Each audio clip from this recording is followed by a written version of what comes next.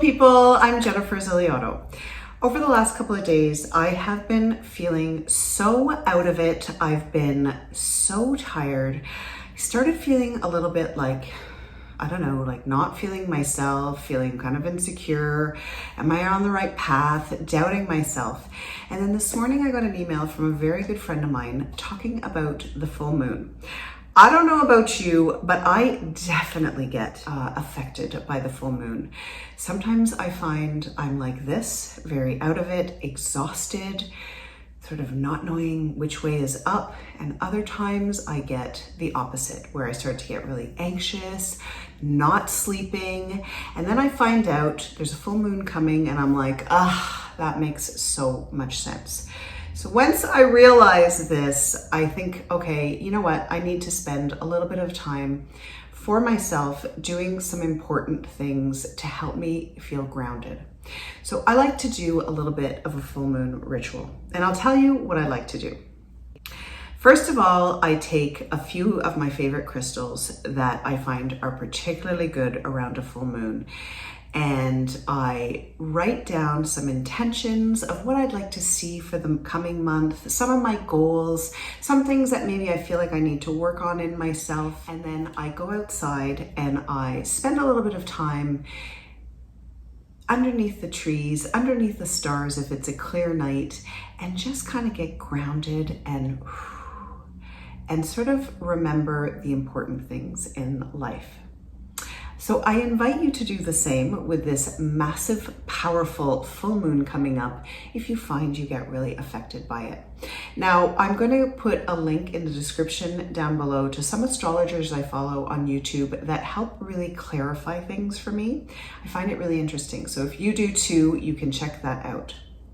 So the three crystals that I absolutely love in and around a time like this are selenite, amethyst, and clear quartz. And I'll tell you why.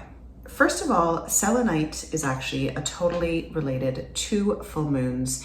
The word is derived from the lunar goddess Selena.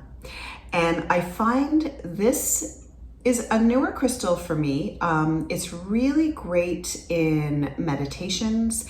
It's really great in tapping into your intuition. I find it particularly helpful for releasing some of those heavy energies in and around a full moon, like I was talking about, the doubting myself, the feeling insecure. This one is really helpful for that. Next is amethyst. I love amethyst. It's probably one of my favorite crystals. This crystal is really great to help you understand your intuition, to help you process some of those heavier emotions that may be coming up. And I also find it great if I'm really feeling anxious and not sleeping well. I put amethyst under my pillow and then so much calmer. And then finally, clear quartz. I have to say, clear quartz, not only do I find it so beautiful, but I think that this would be if I had one crystal to choose, this would be the one. It is in fact the most powerful crystal. And I just feel like it's kind of my best friend. It listens to my woes, helps me calm down, raises my vibration, and I definitely will sit with this when I'm writing down my intentions. So part of my full moon ritual will be that I will take my crystals outside, and that includes yoga bracelets. It's kind of like the idea is sort of leaving them under the moonlight to charge them like they were batteries, kind of. Originally, I had thought that that cleansed the crystals, but actually I was wrong there. Putting them in the sunlight or in the moonlight supercharges them. To cleanse them, you want to run them under cold water or leave them in a salty bath water, or for something like a selenite, which is can be damaged by water, you want to clean this maybe in just sea salt itself. Or another great way of cleansing your crystals, and this is usually when you first get them, because if you buy them from a crystal store, they're full of everybody else's energy, and you want to get rid of all that so that the purity of the crystal can really come through and help you feel better. So another great way to do that is with a smudging stick. You can use a sage smudging stick or a Palo Santo stick. Really great to just cleanse your crystals.